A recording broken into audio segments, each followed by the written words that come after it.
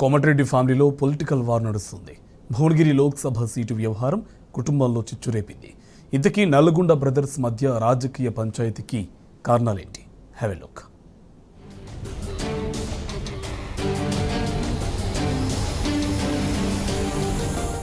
Komatireddy brothers రాష్ట్ర రాజకీయాల్లో సుపరిచితులు. నిత్యం మీడియాలో వార్తల్లో ఉండే వ్యక్తులు. వెంకటరెడ్డి మంత్రిగా కొనసాగుతుండగా తమ్ముడు రాజగోపాల్ రెడ్డి మునుగోడు నుండి ఎమ్మెల్యేగా గెలుపొందారు.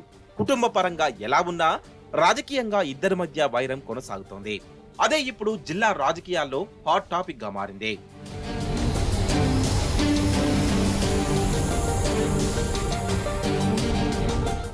కోమటిరెడ్డి బ్రదర్స్ లో రాజగోపాల్ రెడ్డిది కాస్త దుడుకు స్వభావం. ఆయన పొలిటికల్ నిర్ణయాలు వివాదాస్పదంగా ఉండడమే కాకుండా అన్న వెంకటరెడ్డికి తలనొప్పిగా మారిన సందర్భాలెన్నో. 2021 చివర్లో రాజగోపాల్ రెడ్డి కాంగ్రెస్ ను వీడి బీజేపీకి వెళ్లారు. ఇది నచ్చని వెంకటరెడ్డి వద్దని భారించినా ఆయన వినలేదట. తమ్ముడు పార్టీ మారడం రాజకీయంగా వెంకటరెడ్డికి సంకటంగా మారింది. హైకమాండ్ వద్ద పరపతి డ్యామేజ్ అయింది. అయినా సరే తమ్ముడి కోసం మునుగోడు ఉప ఎన్నికల్లో వెంకటరెడ్డి కాంగ్రెస్ తరఫున ప్రచారం కూడా చేయలేదు.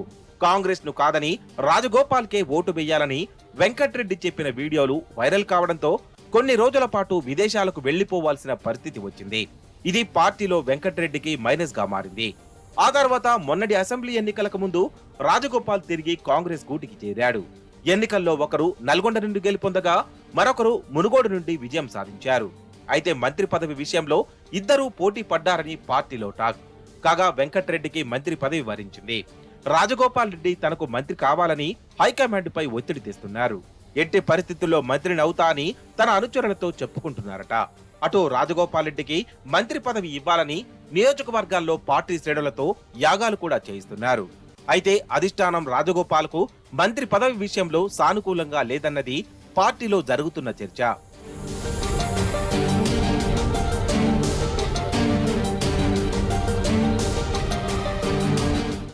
ఇక్కడి దాకా బాగానే ఉన్న ఎంపీ టికెట్ విషయంలో ఇద్దరి మధ్య విభేదాలు వచ్చాయట. భువనగిరి లోక్సభ టికెట్ ను కోమటిరెడ్డి రాజగోపాల్ రెడ్డి తన సతీమణి లక్ష్మికి ఇప్పించుకునేందుకు ప్రయత్నిస్తున్నారు.